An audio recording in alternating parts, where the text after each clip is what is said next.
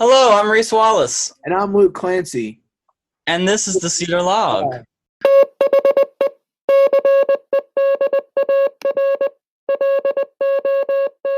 Once again, we're still in our Delmont series, and we're kind of covering the 30s to the 50s.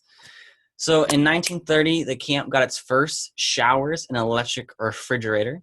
And when the Great Depression hit, Delmont had 54 buildings and 200 acres as the reservation.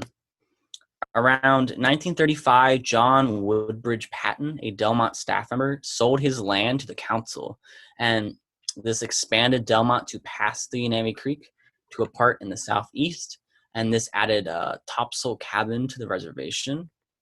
Kind of like, I think I've heard people refer to it as the east side of Delmont. It's now like the other side of Lake Long, so we don't really use it, but we own it. And in 1938, Delaware Montgomery County's council, the owner of Delmont, was renamed to Valley Forge Council. And Valley Forge Council would merge with Philly Council in 96 to form Cradle of Liberty.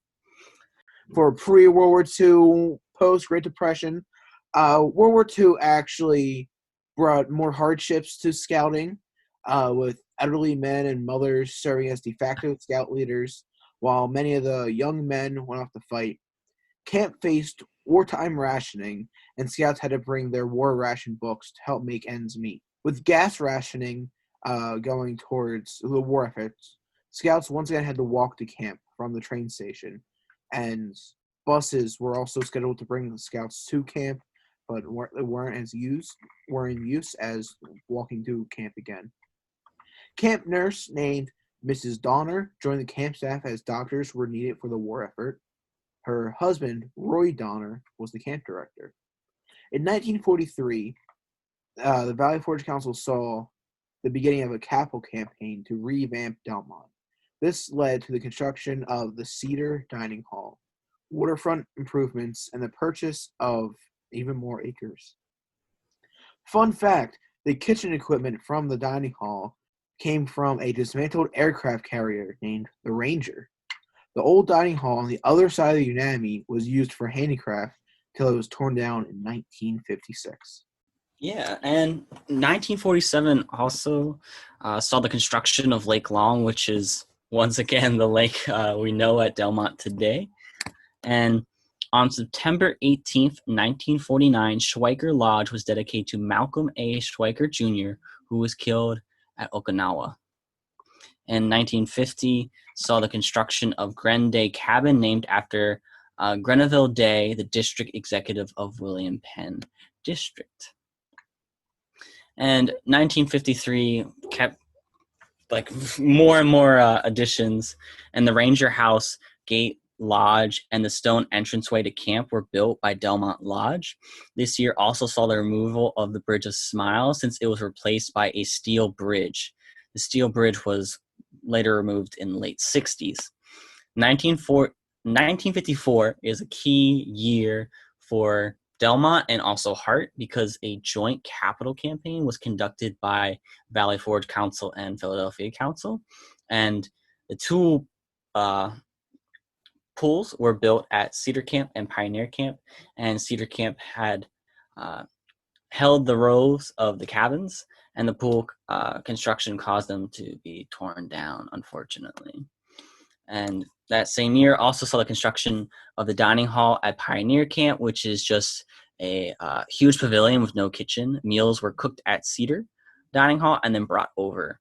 And new trading posts were added to both camps.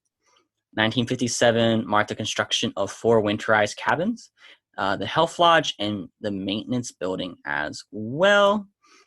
And fun fact, Luke, so did you know that while scanning some photo slides from the council archives, I actually found photos of the construction of Delmont from like the late 50s? Really? Wow.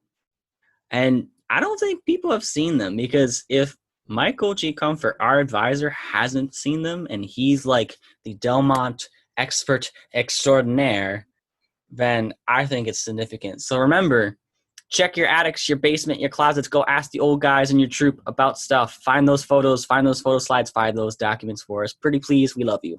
All right, back to the podcast. 1959 brought the construction of the Catholic and Protestant chapels, 8 activity shelters, 2 rifle ranges, Oak Lodge, new docks, parking lots, and what is now known as the McLean Training Area. This all cost $500,000, and both Cedar and Pioneer Camp could hold 250 campers a week. 1958 saw the first handicap scout unit attend summer camp as Delmont as well, which is wonderful as always to see that Delmont throughout the years, from African American scouts to Catholic scouts, the Jewish scouts, and now disabled scouts, had its doors open to all scouts, which is to me is a very, very nice thing to see. It is. It is. I just want to thank everybody for tuning into this week's episode of the Cedar Log. If there is anything you'd like to add or anything you'd like to share, please email us at history@yamalodge.org, contact us on social media, or just all around, just try to find out what else we're on.